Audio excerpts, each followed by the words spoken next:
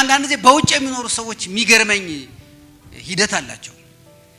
ኢትዮጵያን የሆነ ነገር ያደርጋሉ ይሟገታሉ መጨረሻ ሲሞቱ ለምን ቅበሩን ይላሉ ማን ባስጠበቀው አገር ነው ማን መጥቶ ቢቀበረው አገር ዝመት ብትባል እኮ ያንን ምን ዘምተው አሜሪካዊው አይዘምትም ጃፓናዊ አይዘምትም ጀርመናዊ አይዘምትም እኔና እናንተ ነን ምን ዘምተው እሺ እኛ ዘምተን ባከበርናት ሀገር ለምን ታዲያ ሌላ ነገር ይፈልጋሉ ጀግነታቸውን ቀይረዋል ፓስፖርት ወስደዋል የኛን ችግር ለማካፈል መርካቶ ቢወደድና ቢረክስ እኔና እናንተ ነን የምንጎዳው ሄደዋል እነሱ በኒውዮርክና በዋሽንግተን ወይም በለንደንና በአምስተርዳም ገበያ ነው የሚመሩት ሶ ይተውልና ኢትዮጵያን በቃ ይተዋል በቃ ለኛ እዚሁ ለቀረነውና ብትወረር ለምን ዘምተው ብትጎዳ ለምናዋጣው ለኛ መተው ነው ያለባቸው እንደሱ ቢተውልን ኑሮ ከነሱ ጋር አንነጋገርም እውነት ነው አያገባችሁ ምን ነበር ግን ይመጣሉ ይገባሉ ለምንድነው ዋሽንግተን ዲሲ ቤት ተከራይተው ኢትዮጵያ የሚያድሩት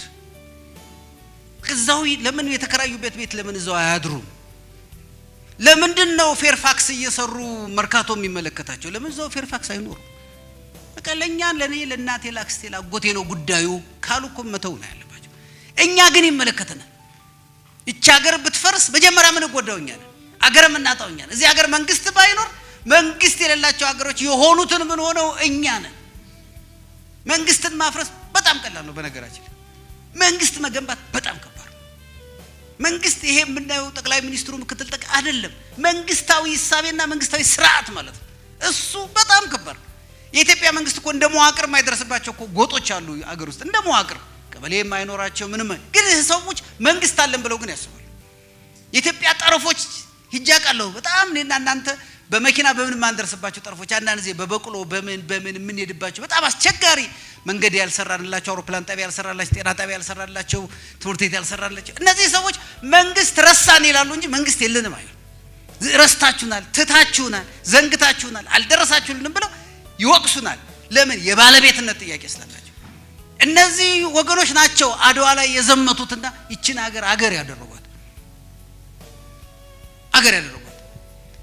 ያድዋ ጦርነት በተከናወነ በ5ኛ ዓመቱ ነው እንደምታውቁት የመጀመሪያው ማን ነው በ7ኛ ዓመቱ ነው የመጀመሪያው ያድዋ በዓል የተከበረው መጀመሪያው ያድዋ በዓል ሲከበር በዛ ጊዜ የነበሩት ሰዎች መተው አሁን ያድዋ ሙዚየም በተሰራበት ቦታ ላይ ሰልፍ አሳይተዋል እዛ ባሳዩት ሰልፍ የመጡትን የተለያዩ ሀገር ሰዎች ዝርዝር አለ በየታሪክ ዶክመንቱ ከየት እንደመጡ እነዛ ሰዎች ኢትዮጵያ ብለው ነው የዘመቱት ሌላ ምንም መተውም ያገኙት ጥቅም የለም እኮ ስታውት ብዙም እኮ ካድዋ ለዘመቱት ሰዎች የተሰጠ መሬት የተሰጠ ካሳ የተሰጠ ምን የለም እኮ ምን ነገር አላገኙም እኮ አሁን ነው ለአድዋ ዘማቾች መሬት የተሰጠው አሁን ነው እሱም ፒያሳ ላይ አሁን የተሰራው ሙዚየም ከዛው ውጭ መሬት አልተሰጣቸው ግን አገር አስከብረዋል ይሄ የብሔራዊ ጥቅም ጉዳይ ስለገባቸው ነው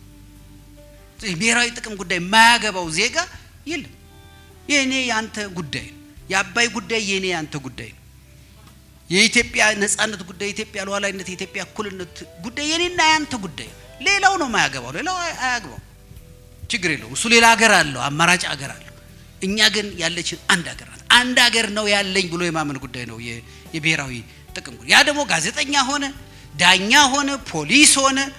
ወይም ጥበቃ ሰራተኛ ሆነ ወታደር ሁሉም ነው የሚመለከተው እንዴ ጋዜጠኝነት እኮ ሀገር አለ